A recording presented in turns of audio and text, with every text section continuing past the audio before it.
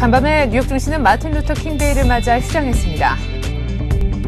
유럽 주요 증시는 하루 만에 반등에 성공했습니다. 중국 내 수요 증가에 따른 국제 구리값 강세에 힘입어 수요 업종인 광산 업종이 주가를 견인했습니다. 국제 유가는 5일 연속 하락세를 멈추고 상승세로 반전됐습니다. 뉴욕 시장이 국경일로 열리지 않은 가운데 런던 시장에서 북해산 브렌트유 2월물은 배럴당 24센트 올라 77달러 35센트로 마감됐습니다. 생산에서 핵심적인 역할을 하는 25세에서 49세까지 청장년 취업자가 지난해 12월 1,492만 명으로 1,500만 명 선 아래로 주저앉았습니다. 이 같은 감소폭은 12월 기준으로 환란 당시 이후 최대입니다. 네, 안녕하십니까. 이슈의 마켓의 최리나입니다. 간밤에 뉴욕 증시는 마틴 루터 킹 데이를 기념해서 휴장했습니다. 그 전일의 뉴욕 증시는 JP모건 체이스의 실적 부진으로 인해서 올 들어 가장 큰 낙폭인 다우의 100포인트 하락폭으로 끝이 나고 말았는데요. 일단은 4분기 JP모건 체이스의 경우에는 4배나 전년 동기 대비 순이익이 더 좋게 나왔지만 대출 부실에 대한 우려가 확산되면서 일단은 시장에서 좋지 않게 받아들인 모습이었습니다. 본격적인 어닝 시즌에 돌입하게 되는데 일단은 하루쯤 쉴 필요가 있어 보입니다. 숨 고르게 들어간 뉴욕 증시. 일단은 4분기 어닝 시즌 전망도 해보고요. 유럽 증시 마감 상황 그리고 상품 시장 동향까지 알아보도록 하겠습니다. 오늘 글로벌 증시는 리딩투자증권 우성재 연구원과 함께 알아봅니다. 안녕하세요. 네, 안녕하세요. 네, 일단 간밤에는 휴장이었고 하루 좀 쉴 필요도 있어 보이는데 어닝 시즌 전망이 가장 중요한 시점 아니겠습니까? 예, 아무래도 지금 JP모건 체이스의 실적에 대한 기대감이 컸던 만큼 지금 시장에서의 JP모건의 순이익이 4배 증가하는 모습이었지만 대선 충당 금액을 많이 쌓았다는 그 이유 하나로 주가가 하락하는 모습을 보여주었습니다. 시장이 그만큼 투자 심리가 좀 냉각되고 있는 모습을 보이면서 지금은 지수가 숨고르기 장세로 보시면 좋을 것 같은데요.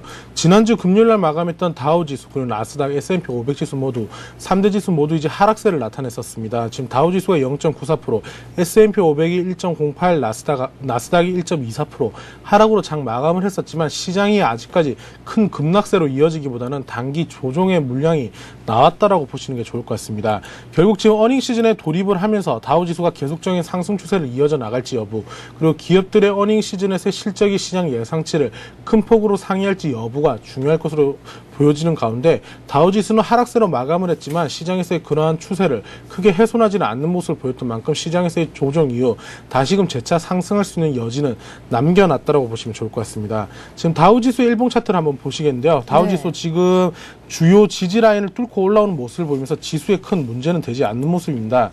지금 다우지수가 이 박스권에서의 움직임 이후 다시금 돌파하는 모습을 보였다가 지금 조정을 받으면서 20일 이평선에 있는 1600선 내외 부근까지 하락하는 모습이었지만 시장에서의 큰 충격은 나오지 않을 것으로 보여지고 있는데요. 대략 두 달에 가까운 또한 기간의 행보를 하면서 시장에서의 계속적인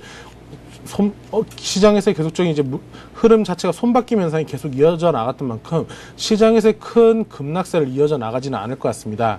다우지수의 주봉 차트인데요. 다우지수의 움직임 자체가 큰 폭으로 상승 추세를 이어져 나가는 모습보다는 계속적인 행보 장세를 보이고는 있지만 다우지수가 어닝 시즌으로 돌아온 만큼 시장에서 계속적인 상승 추세를 이어져 나갈 확률은 높다라고 보시면 좋을 것 같습니다.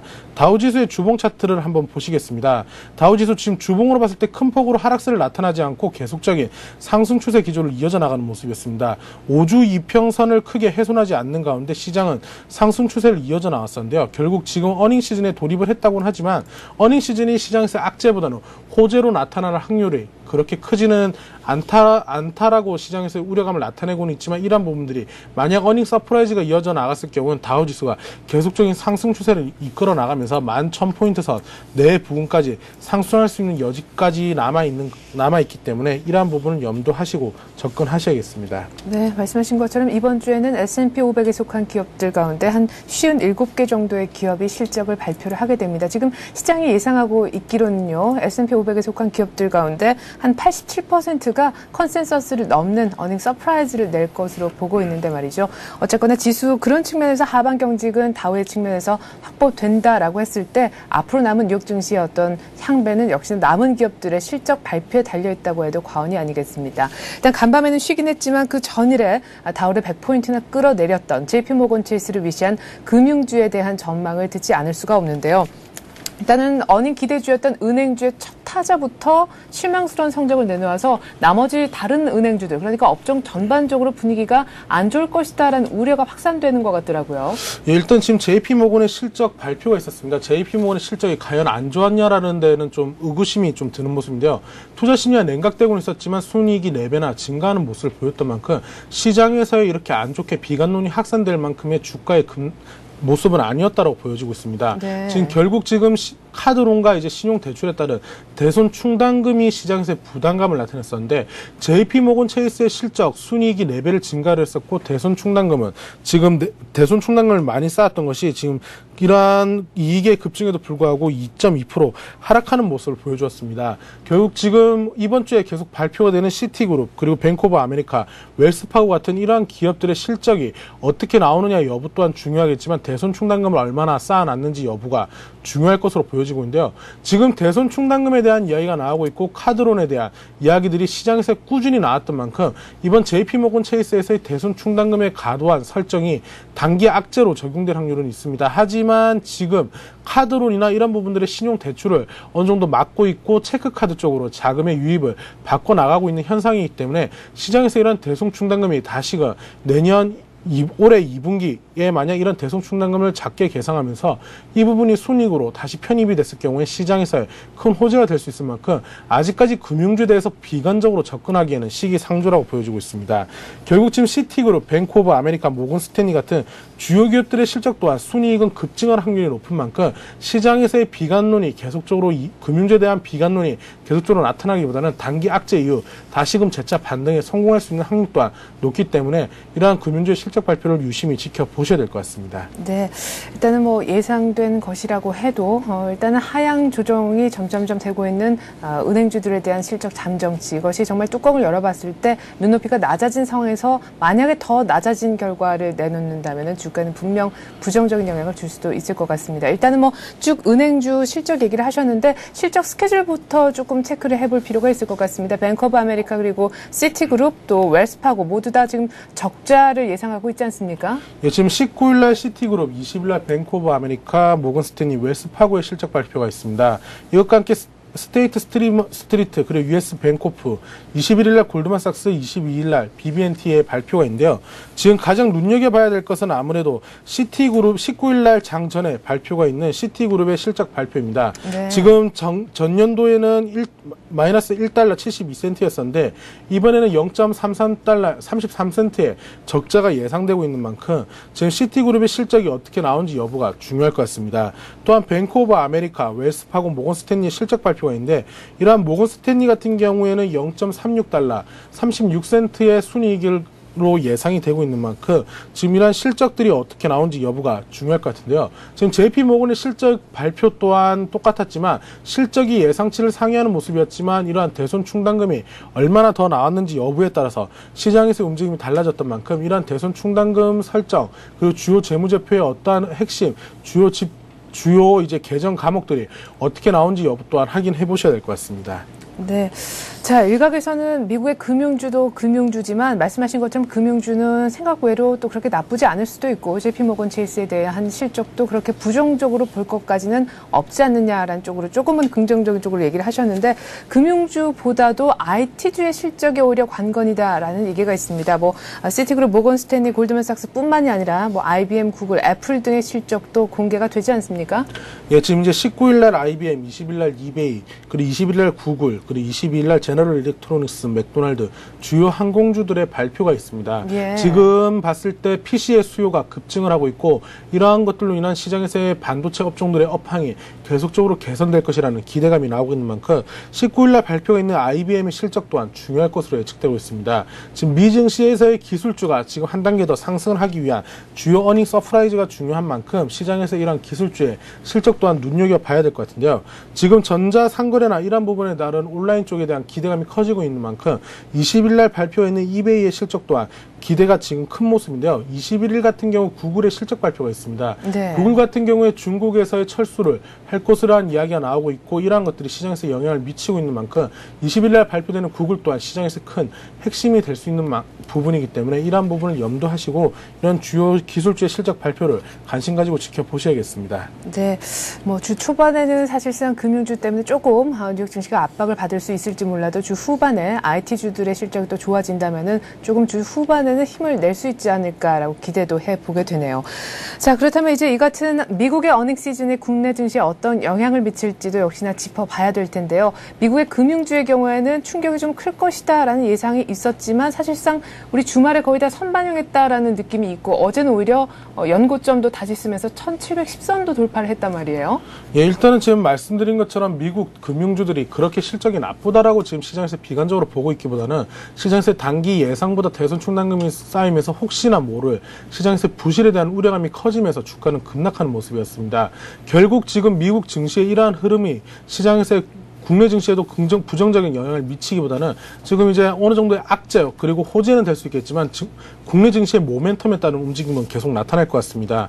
지금 삼성전자가 지금 순이익이 큰 폭으로 증가하는 모습 보이면서 시장에서의 기대치를 상승시키는 모습을 보이면서 다우지수 국내 증시 상승으로 착 마감했었는데요. 결국 지금 이러한 흐름을 계속 이어져 나갈 경우 미 증시에 따른 시장에서의 단기 악재가 될 수는 있겠지만 장기적인 국내 증시의 추세 훼손을 하지는 않을 것으로 보여지고 있습니다.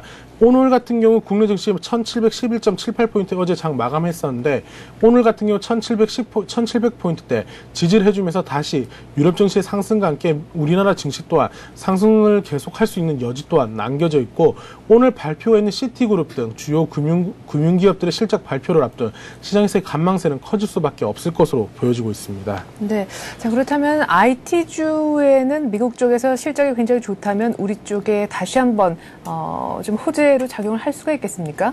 인텔처럼 말이죠.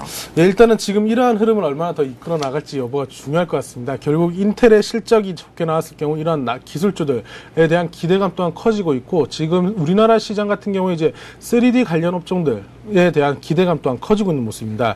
지금 테마 업종들도 마찬가지지만 온라인 게임 업종들의 강세가 계속 이어져 나가면서 외국인의 매수세가 유입되고 있는데요. 지금 계절적인 특성에 따른 시장에서의 움직임 또한 시장에 따른 움직임 또한 예측되고 있는 만큼 지금 국내 증시의 움직임, 기술주의 움직임, 그리고 이제 금융주의 실적 발표에 따른 시가총액 상위군의 업종에 영향을 미치겠지만 개별주의 움직임은 조금 다를 수 있기 때문에 지금 지수가 하락을 하더라도 이러한 관련 업종들이나 테마 쪽은 강한 상승 흐름을 이어져 나갈 확률이 높다라고 보시면 좋을 것 같습니다. 네. 자, 그런가 하면 CNN 머니에서는요, 올해 뉴욕 주식시장의 3대 트렌드, 그리고 유망한 10대 종목까지 선정을 해서 눈길을 끌었잖아요. 어떤 내용입니까? 예, 지금 CNN 같은 경우 이제 3대 트렌드를 뽑았습니다. 지금 미국에서의 CNN에서는 이제 미국 대형주를 노려라라는 코멘트를 내놓으면서 올 10대 유망주를 선정을 했었는데요. 지금 3대 트렌드로 대형주의 반등, 그리고 의료산업의 회복, 그리고 배당금을 중시해야 된다는 부분을 꼽고 있는 모습이었습니다. 예. 결국 지금 대형주로는 엑스모빌, 존슨앤존슨, 시스코가 지금 이러한 상위 랭커에 올라가 있는 모습을 보여주었었고 작년 같은 경우 헬스케어 업종들이 바닥을 찍고 회복을 하고 있는 만큼 이제 제약업체인 노바티스와 서머피쉬와 사이언티픽, 의료보험 업체인 웰포인트에 대해서 유망하다라는 언급을 내놨었습니다. 지금 이러한 것과 함께 지금 존슨앤존슨과 의료산업 반등이 존슨앤존슨이 의료산업의 반등의 혜택을 볼 수 있을 것이란 기대감과 배당 관련 업종들인 전력 업종들에 대한 기대감 또한 커지고 있는 만큼 시장에서 이러한 조금 안정적인 종목들 위주로 시장에서의 상승 추세를 이어져 나갈 확률이 높다라는 언급, 그리고 이제 낙폭이 가대했던 종목들이 키높이를 맞출 수 있다는 언급이 주된 핵심이었다고 보시면 좋을 것 같습니다. 네, 대형주의 반등을 예고를 했던 CNN 머니에 대한 얘기까지 들어봤습니다. 자, 한편 미국의 미디어 그룹 경영난 얘기도 좀 심심치 않게 들려요. 예, 아무래도 지금 미국 경제가 회복세로 전환되고 있긴 하지만 아직까지 미국 경제가 완전히 회복세로 전환됐다고 보기엔 좀 어려운 모습을 보여주고 있습니다. 결국은 지금 미국 2위 신문그룹인 미디어 뉴스 그룹이 이제 파산 보호 신청에 들어가는 모습이었는데요. 지금 뱅크 오브 아메리카 등 채권단에 신주를 넘기고 기준 주식을 소각 방안을 채권단과 합의하고 있다는 이야기를 내놨었습니다. 지금 파산 보호 신청인 챕터 11을 지금 신청한다라고 발표를 하면서 GM이 겪었던 것과 마찬가지로 기존에 있는 주식들을 대부분 장외 시장으로 장외 시장으로 떨어뜨린 이후에 이러한 부분을 소각하고 새로운 주식을 발행하는 형식으로 기업을 회생하게 하는 골격안을 가지고 지금 채권단과 합의를 하고 있는데요. 지금 지난해 1월 이후 파산보고 신청을 하고 있는 언론 기업이 13곳으로 증가하는 모습을 보여주고 있습니다. 가장 큰 이유가 미국 경제 회복되지 않으면서 광고 수익이 큰 폭으로 감소했던 게 시장에서 영향을 미쳤었고, 이러한 것들로 인한 언론사들 또한 계속적인 영향을 받을 수 있기 때문에 이러한 부분을 염두하셔야 될 것 같은데요. 만약 이러한 부분이 조금은 회복되었을 경우 이와 같은 미디어 업종들 또한 다시금 강세로 전환될 수 있기 때문에 낙폭이 가대해질 경우 조금은 시장에서 접근을 해보시는 것도 나쁘지 않을 것 같습니다. 네, 일단은 실적 시즌에 들어왔기 때문에 가장 중요한 것은 기업들의 실적이 또 얼마나 좋게 나오는지 또 언제쯤 나오는지 등의 일정이겠지만, 그래도 간과할 수 없는 것은 역시나 지표 부문인 것 같습니다. 지표도 함께 좀 챙겨볼 필요가 있겠는데요. 오늘 밤에 뉴욕 증시는 다시금 재개장하지 않습니까? 어떤 지표가 나오는지요? 예, 지금 이제 오늘 밤 이제 미증시 다시 개장을 합니다. 지금 NAHB의 1월 주택시장 지수의 발표가 있는데요. 지금 주택시장 지수가 이전치가 16이었고 예상치가 17로 나타나고 있는 가운데 주택 지수가 어떻게 나오는지 여부에 따른 주택 관련 업종들의 움직임 달라질 수 있기 때문에 이러한 부분 염두하셔야 될 것 같습니다. 오늘 같은 경우 시티그룹의 실적 발표가 있습니다. 장 전에 발표가 있는 만큼 이러한 영향이 장 초반부터 강하게 영향을 미칠 것으로 보여지고 있는데요. 장 마감 이후에 IBM 실적 발표 또한 기술주에 영향을 미칠 수 있는 만큼 이러한 장전 발표되는 시티그룹 그리고 장후에 발표되는 IBM의 실적을 염두하시고 접근하셔야 될 것 같습니다. 네, 뿐만 아니라 우리 증시가 최근 들어서는 또 뉴욕 증시보다 어떤 측면에서는 중국 증시와 상관관계가 더 높아지고 있다는 분석이 있는데 말이죠. 얼마 전에 지급 준비율을 인상한 중국에서 이제는 곧 4분기 GDP 성장률을 내놓지 않습니까? 예, 지금 이번 주 같은 경우 이번 주 목요일 날 주요 지표의 발표가 있습니다. 중국 GDP 발표, 그리고 산업생산, 소매 판매, 도시지역 고정자산 투자, 소비자 생산자 물가 지수의 발표가 있는데요. 결국 지금 중국의 지준율을 인상을 했던 것이 고인플레이션에 대한 우려감이 시장에서 영향을 미쳤다라고 보시면 좋을 것 같습니다. 결국 이번 주 목요일 날 발표 있는 주요 지표의 발표가 어떻게 나는지에 따라서 시장에서의 움직임이 달라질 수 있을 것으로 예측되고 있는데요. 지금 올해 GDP 성장률을 9.5% 내외로 예상을 하고 있는 만큼 GDP 실적에 따른 시장에서 영향력은 좀 달라질 수 있기 때문에 이번 주 목요일 같은 경우 중국 증시에 더욱더 관심을 가지고 보셔야 될 것 같습니다.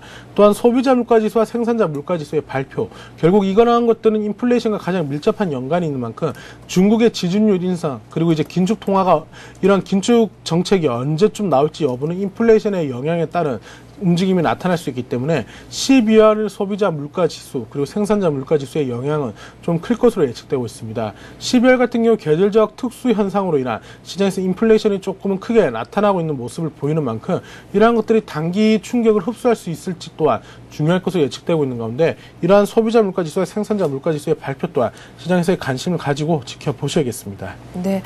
한편 유럽 증시는 하루 만에 반등에 성공을 했는데 상품주 쪽도 강했지만 M&A 재료도 조금 있었던 것 같아요. 예, 지금 유럽 증시 이제 상승으로 장 마감했습니다. 유럽 같은 경우 강한 흐름을 보여주면서 상승했었는데요. 영국이 0.71%, 프랑스가 0.58%, 독일이 0.72% 상승으로 장 마감했습니다. 하루 만에 다시금 반등에 성공하는 모습을 보이면서 시장에서의 기대감을 내놓고 있는 모습인데요. 지금 이러한 것들 중에 가장 큰 이유가 원자재 업종들의 강세가 결국은 원자재주의 강세로 이어지는 모습을 보여주었었고, 지금 계속적으로 나왔던 M&A에 대한 이야기로 봤을 때는 영국의 초콜릿 업체인 캐드버리가 미국의 크래프트 푸드에 대한 인수 제한 가격을 올릴 것이라는 기대감이 나오는 모습이었습니다. 결국 어제 같은 경우에 M&A 호재도 큰 영향을 미쳤긴 했지만 이러한 호재보다는 원자재 관련 업종들의 강세가 지수의 상승을 견인했다고 보시면 좋을 것 같습니다. 네, 잘 들었습니다. 리딩투자증권 우성재 연구원이었습니다. 고맙습니다. 네, 고맙습니다.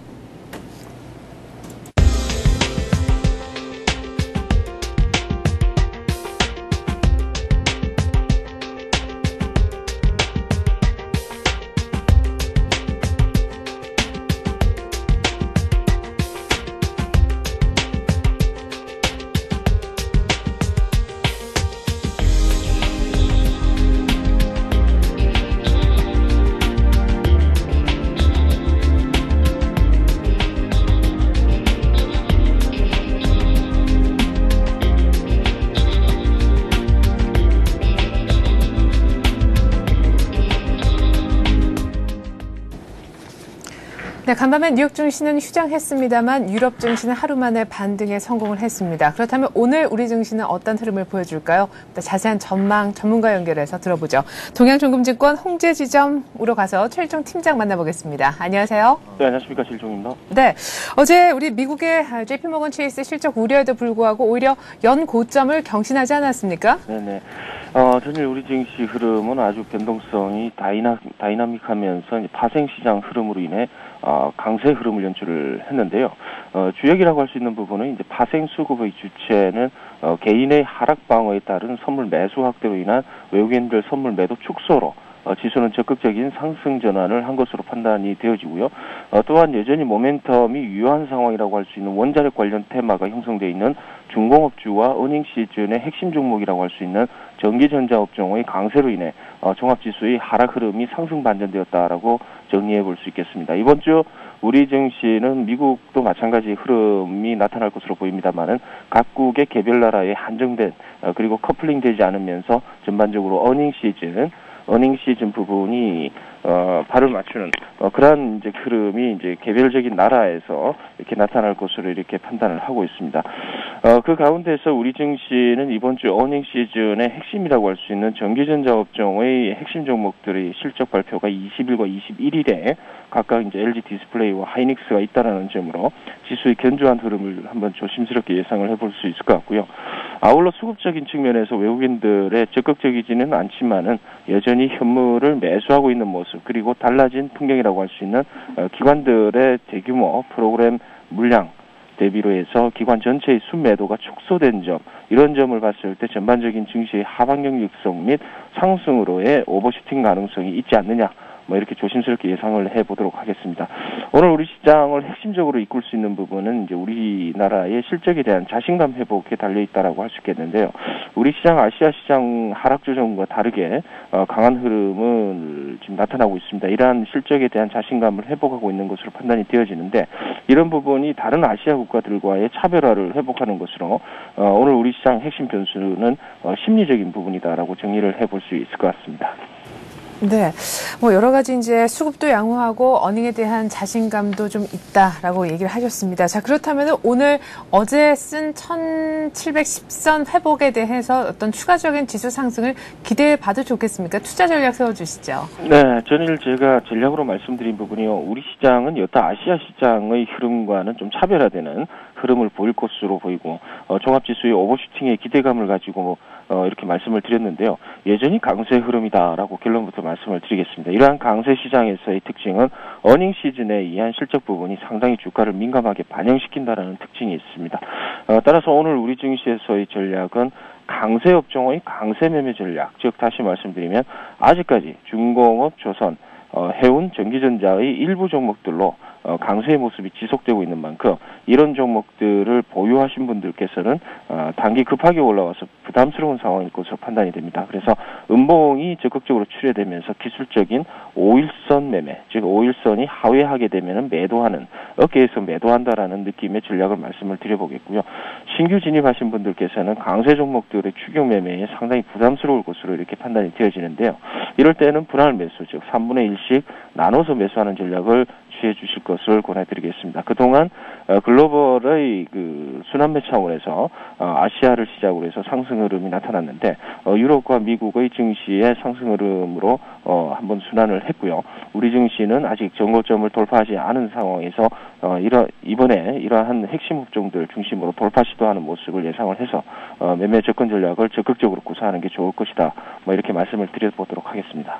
네, 강세 업종의 강세 매매 전략 말씀하시면서 조선, 해운, 전기전자 일부 종목들 얘기하셨는데 그 앞선 얘기하고 좀 종합을 해보면은 하이닉스 그리고 LG 디스플레이 실적 또한 긍정적일 것으로 기대하지 않습니까? 두 종목 중에 오늘 한 종목만 좀 자세하게 얘기 들어보죠. 네, 그렇습니다. 제가 말씀드리는 종목은 이제 LG 디스플레이를 말씀을 드릴 텐데요.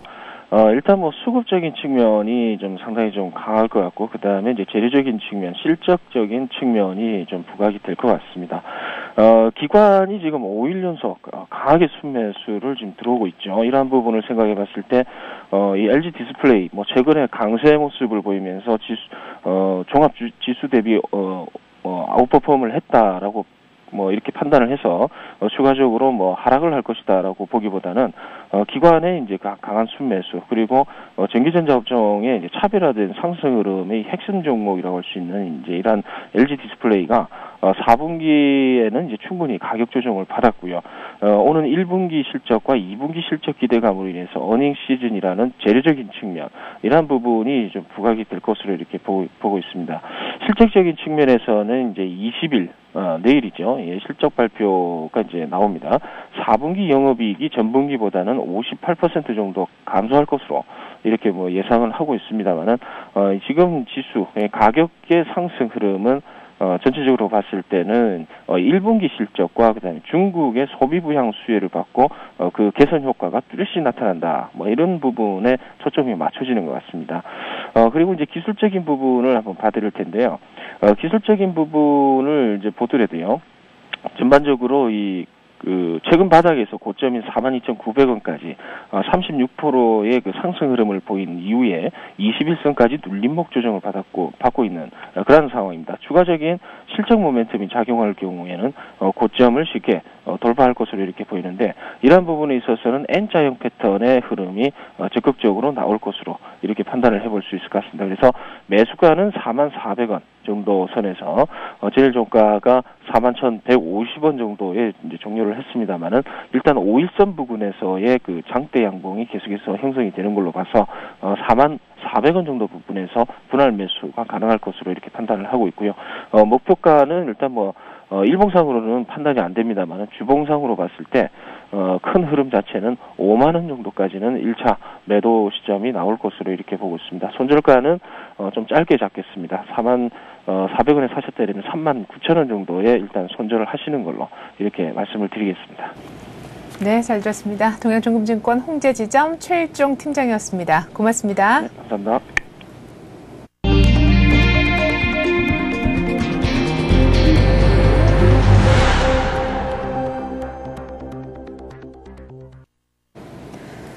최근 이마트의 핵심 생필품 가격 인하로 촉발된 대형마트 간 가격 전쟁에 기업형 슈퍼마켓들도 전격적으로 뛰어들었습니다. 특히 롯데슈퍼는 할인 대상 품목 가운데 상당수 가격을 이마트보다 낮게 책정해서 할인 경쟁 강도를 더 뜨겁게 만들고 있습니다. 글로벌 스마트폰 시장에서 애플 아이폰에 대항하기 위한 반 아이폰 진영의 반격이 본격화되고 있습니다. 구글의 넥서스 1에 이어서 어젠 모토로라가 모토로이를 선보였는데요. 여기에 우리 삼성전자와 LG전자도 오는 2월과 4월 안드로이드 폰을 내놓을 계획이라고 합니다. 글로벌 금융위기로 세무조사를 최대한 자제해왔던 국세청. 그러나 올해는 조사 대상을 크게 늘릴 계획입니다. 조사 건수는 지난해보다 25% 이상 늘리고요. 특히 기업 수는 전년보다 400개 이상 많아질 것 같은데요. 국세청은 이를 통해서 지난해보다 세금을 10조 원 이상 더 걷어들일 계획을 갖고 있습니다. 취업 후 학자금 상환제 관련 법안들이 국회 본회의를 모두 통과했죠. 때문에 올 1학기부터 이 제도가 시행될 것 같습니다. 대학생들은 재학 중 이자 부담 없이 등록금과 생활비를 대출받고 졸업 후 소득 수준에 따라 대출금을 상환할 수 있게 됐습니다. DTI 규제와 연말 비수기 등의 영향으로 지난해 12월 기준 전국 아파트 거래량이 2달 연속 감소하면서 5개월 만에 최저치를 기록했습니다. 하지만 이와 대조적으로 강남 3구의 경우에는 나홀로 거래가 늘면서 가격 상승세를 보인 것도 있었다고 하네요. 오늘 이 같은 내용 바탕으로 해서 뉴스 따라잡기 시간은 서울경제신문 김영필 기자와 함께하겠습니다. 안녕하세요. 네, 안녕하세요. 네, 얼마 전에 저희가 우리 김영필 기자와 함께 얘기했었던 것 같은데 네, 대형 맞습니다. 할인마트 네. 가격 인하 경쟁에 대해서 다뤘었는데요. 이제는 여기에 기업형 슈퍼마켓도 동참할 거라고 한다면서요. 네, 최근 이마트의 핵심 생필품 가격 인하로 촉발된 대형마트 간 가격 전쟁에 기업형 슈퍼마켓들도 뛰어들었는데요. 기업형 슈퍼마켓은 대기업이 체인 형태로 운영하는 곳을 말합니다. 기업형 슈퍼마켓에서도 롯데슈퍼가 할인 대상 품목 가운데 상당수의 가격을 이마트보다 낮게 책정하고 있는데요. 그동안 가격 경쟁에서 기업형 슈퍼는 대형 할인마트에 비해 다소 뒤처졌지만 최저가 흐름에 동참하면서 가격 할인전이 업계 전방위적으로 확산되는 분위기입니다. 업계에 따르면 롯데슈퍼는 전국 170개 점포에 현재 대형마트들 가격 조정에 전국 대응하라는 지침을 내리고 30여 개 품목에 대해서 할인에 나서고 있는데요. 이 가운데 특히 8개 품목은 파격적으로 이마트보다 싸게 책정하고 있습니다. 네, 좀 예. 표가 나가고 있네요. 표를 보시면 알겠지만 바나나, 자반고등어, 비트, 고향만두의 가격을 보면 이마트보다 확실히 싼 점을 알 수 있는데요. 네. 실제로 서울 전농점의 경우 오징어 한 마리는 850원, 자반고등어 한 소는 1290원으로 이마트 광고가보다 각각 70원, 420원 더 싸게 팔고 있습니다. 이는 종점 판매가 대비 최고 20% 정도 할인된 가격인데요. 그 결과 현재 롯데 슈퍼의 할인 품목 가운데 이마트와 가격 비교가 가능한 11개 제품 중 8개가 가격 우위를 보이고 있습니다. 롯데 슈퍼의 한 관계자는 현재 판매 품목에 대해 비싸다는 인식이 생기지 않도록 이마트 할인 품목에 비해 거의 모든 점포에서 같거나 더 낮은 가격을 책정하고 있다고 설명했습니다. 네. 또 홈플러스 익스플레스의 경우 삼겹살에 대해서만 현재 168곳 전점에서 600g짜리 가격을 20일부터 17.5% 내린 8,990원에 판매한 예정인데요. 회사 측은 최근 가격 경제 움직임이 활발해져 일반 동네 슈퍼도 가격을 내리는 상황에서 신선 제품의 가격을 조정한 것이라면서 할인 품목의 확대 여부는 상황에 따라서 보면서 결정하겠다고 말하고 있습니다. 또 이마트 에브리데이도 바나나, 고등어, 초코파이 등 이마트에서 판매하는 상품 17종에 대해 같은 가격을 매기고 있는데요. 125곳의 점포를 운영하는 GS 슈퍼도 유통업체와 경쟁이 극심한 일부 지역 점포를 대상으로 가격을 조정하고 있습니다. 기업형 슈퍼의 가격 할인은 일반적으로 대형마트보다 높은 가격을 유지해온 기업형 슈퍼들이 운영 특성상 경쟁을 이제는 더 이상 피할 수 없다는 분위기로 받아들이고 있다는 점인데요. 네. 롯데 슈퍼 측은 일반적으로 대형마트 가격을 100으로 볼 때 슈퍼물품의 가격은 105에서 107 정도 된다면서 앞으로는 가격 경쟁이 활발해질 것인 만큼 기업형 슈퍼들도 적극 대응할 수밖에 없다고 말하고 있습니다. 네, 가격 인하 경쟁들 때문에 유통주의 흐름이 최근 들어서 좋지 못한데 앞으로 이런 것이 더 심화된다면 유통주가 좀 살아나기는 힘들지 않을까라는 우려도 되는 것 같습니다. 한편 아이폰으로 대표되는 이 스마트폰 시장의 경쟁도 갈수록 심화되고 있다죠?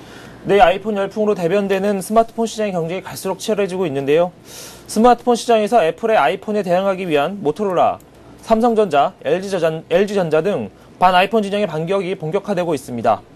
스마트폰은 핸드폰으로 인터넷 검색, 각종 데이터 송수신 가능한 차세대 핸드폰인데요.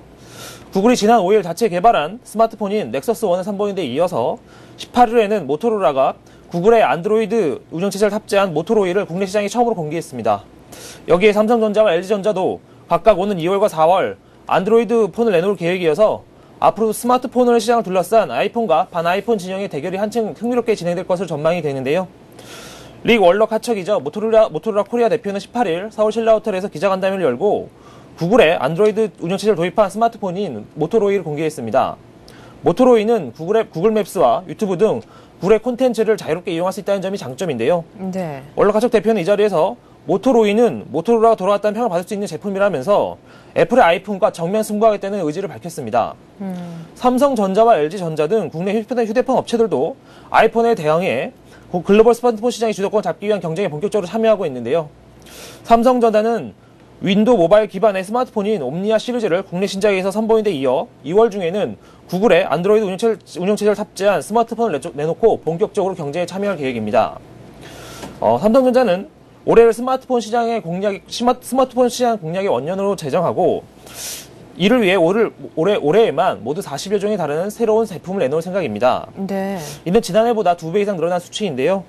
삼성전자는 소비자의 선택폭을 넓히기 위해 기능, 연령, 가격대는 물론 운영체제 면에서도 다양한 제품을 선보일 계획을 갖고 있습니다. LG전자도 이르면 이달 중 윈도우 모바일 운영체제를 탑재한 스마트폰을 선보인 뒤 4월 중에는 안드로이드 기반의 스마트폰을 내놓을 계획인데요. LG전자는 올해 20여 종의 스마트폰을 출시하고 이 가운데 절반 이상의 안드로이드 체제를 탑재할 계획입니다. LG전자는 이를 통해 2012년 글로벌 스마트폰 시장의 점유율을 10% 이상으로 끌어올린다는 보관을 갖고 있습니다. 네, 옴니아2 그리고 아이폰 열풍에다가 안드로이드 폰까지 이제는 정말 스마트폰 삼국지가 펼쳐지고 있는 것 아닌가 싶은데요. 여기에 우리 삼성전자, LG전자도 결국 갓을 한다라는 얘기신 것 같습니다. 자, 그렇다면 우리 입장에서는 더 관심 가는 것이 삼성전자, LG전자 전략이 될 텐데 앞으로 이들이 시장 점유율을 높이기 위해서 어떤 전략을 구사할 것이라고 보십니까? 네, 삼성전자와 LG전자 등 국내 휴대폰 업체들은 애플의 아이폰이 주도하고 있는 세계 스마트폰 시장 공략하기 위해 운영체제의 다변화 카드를 꺼내 들었는데요. 이들은 아이폰의 대항마로 평가받고 있는 안드로이드를 중심으로 신비한 윈도우 모바일 등 다양한 운영체제의 스마트폰을 선보임으로써 아이폰의 아성을 허문다는 계획을 갖고 있습니다. 스마트폰의 운영체제라는 것은 컴퓨터를 쓸 때 마이크로소프트의 윈도우를 쓰는 것처럼 어떤 운영 프로그램을 사용할 것인가를 가로 이해하시면 편한데요. 네. 삼성전자는 일단 국내 시장에서는 옴니아와 안드로이드라는 양대 체제를 가져갈 계획입니다. 아직까지 국내 스마트폰 시장에 90% 이상을 차지하는 윈도우 모바일을 탑재한 옴니아를 통해 안정적인 성장을 도모하고 개방을 무기로 한 안드로이드 폰을 중심으로 해서 애플에 대한 대응력을 높인다는 계획인데요. 네. 삼성전자가 특히 주목하는 것은 글로벌 시장에서 제조사와 이동통신사 등 시장의 주요 플레이어들이 안드로이드 지정에 가세하는 상황이 많아지고 있다는 점입니다. 이에 따라 삼성전자는 지난해 20%에 불과했던 안드로이드 폰 비중을 대폭 늘릴 계획인데요. 삼성전자는 특히 글로벌 시장을 겨냥해서 스마트폰 라인업을 매우 다양화할 계획을 갖고 있습니다. 이에 따라 삼성전자는 오는 2월 구글의 안드로이드 체제를 탑재한 드로이드 스마트폰을 시작으로 올해 국내외에서 40여 종의 신규 스마트폰 선보일 계획을 갖고 있습니다. 네. 특히 눈여겨볼 만한 대목은 안드로이드 외에 마이크로소프트의 윈도우 모바일, 리눅스의 리모, 노키아의 신비안 등 스마트폰 운영 체제를 다변화한다는 점인데요. 시장이 어느 한의 체제에서 아직은 독점을 하지 못하고 있는 상황이기 때문에 다양한 경영 체제를 가져가는 게 삼성전자 입장에서는 유리하다는 판단입니다. 예. LG전자도 이르면 이달 말에 마이크로소프트 운영 체제인 윈도우 모바일을 탑재한 스마트폰을 시작으로 국내외 20여 종의 스마트폰을 선보일 계획인데요. LG전자는 이 가운데 절반을 안드로이드 폰으로 채울 계획을 갖고 있습니다. 이에 따라서 국내 스마트폰 시장에서는 애플 아이폰과 삼성전자 옴니아2에 이어서 안드로이드 폰 등 3파전이 치열하게 전개될 것으로 예상되고 있습니다. 네. 안드로이드가 상륙을 하면서 제2의 폰 전쟁이 시작됐다 하는 느낌인데요. 어쨌거나 스마트폰 시장이 활성화되려면은 우리 소비자들이 먼저 스마트해져야 되겠다는 생각을 해봅니다. 자, 그리고 국세청이 올해 세무조사 대상을 크게 늘리겠다는 얘기를 했어요. 네, 글로벌 금융위기로 세무조사를 최대한 자제해온 국세청이 올해 조사 대상을 크게 늘린다는 방침을 밝혔습니다. 조사 건수는 지난해보다 25% 이상 늘어나며 조사 대상 기업체 수는 전년보다 400개 이상 많아집니다. 국세청은 이를 통해 지난해보다 세금을 10조 원 이상 더 걷어들일 생각을 갖고 있는데요. 국세청은 세무조사를 정상화하는 과정에서 나타난 결과라고 밝혔지만 경제 위기가 채 끝나지 않은 상황에서 세무조사 확대로 기업과 자영업자들의 부담이 상당히 커질 것이라는 지적도 나오고 있습니다. 네. 백유호 국세청장은 18일 기자간담회를 갖고 이 같은 내용의 올해 세무조사 방향을 밝혔는데요.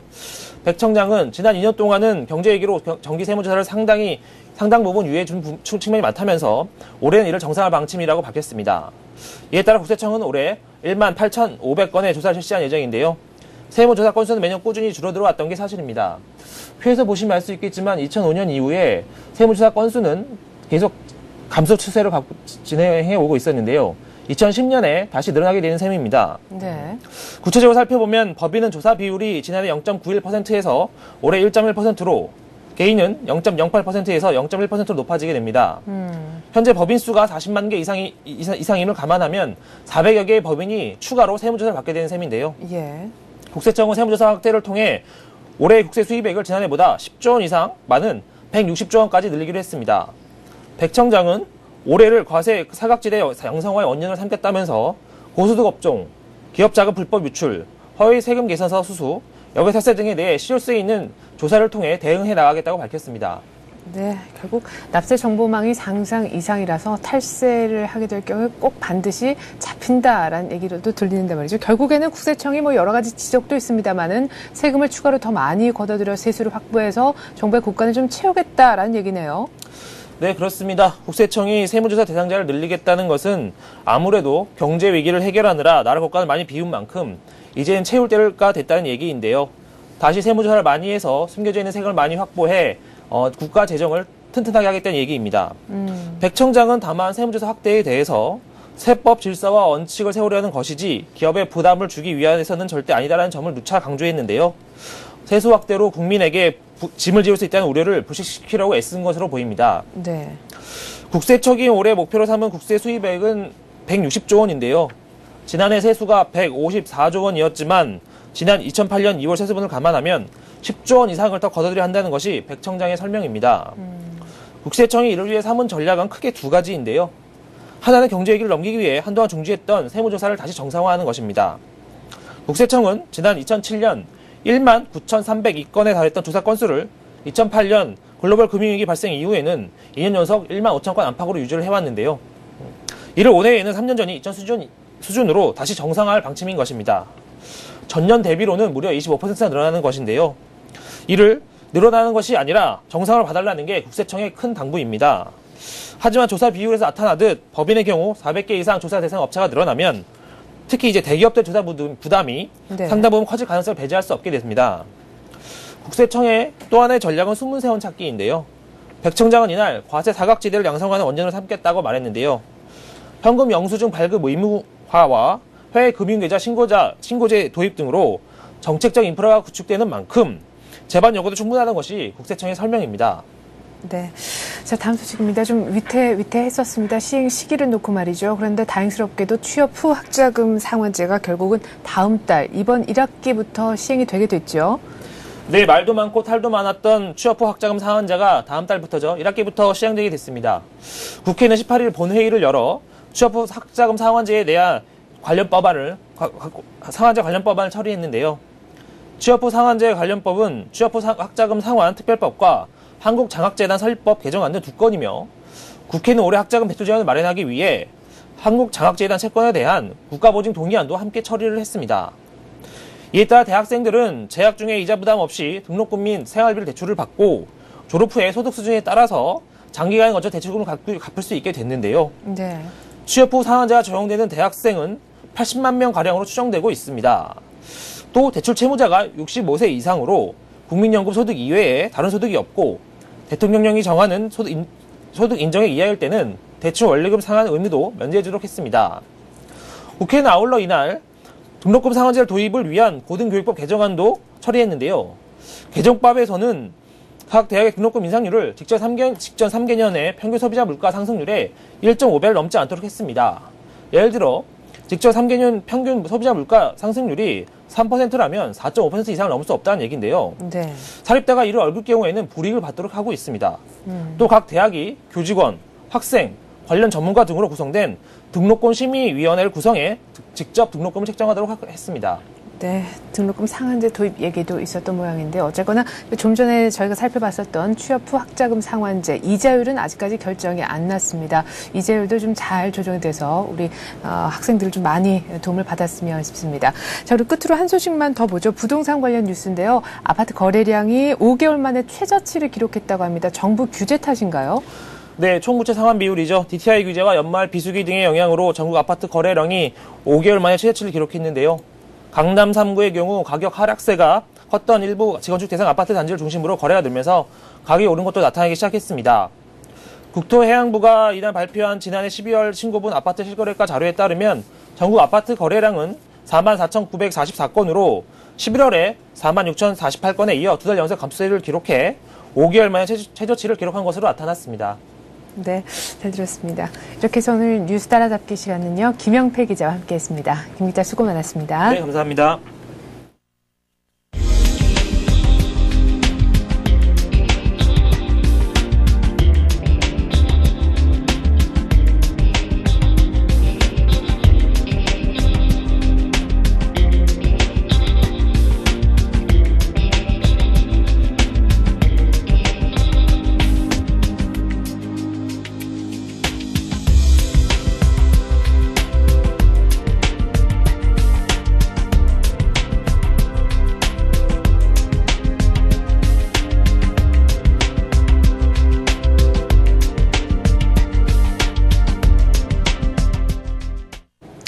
JP모건 체이스 실적 부진 때문에 100포인트 올 들어 가장 큰 폭의 하락폭을 기록을 했었던 뉴욕 증시. 하지만 간밤에는 국경일로 휴장을 했습니다. 때문에 한 템포 정도 쉬어가면서 다시금 어닝 시즌을 맞게 됐는데요. 일단 간밤에 뉴욕 증시 영향은 없겠습니다만은 유럽 증시는 하루 만에 반등에 성공했습니다. 계속해서 오늘 밤에는요. 인텔에 이어서 기술주에서는 IBM이 그리고 은행주에서는 JP모건 체이스의 바통을 시티그룹이 이어봤는데 이들의 실적이 과연 어떨지 궁금하네요. 성공투자 기원하겠습니다. 고맙습니다.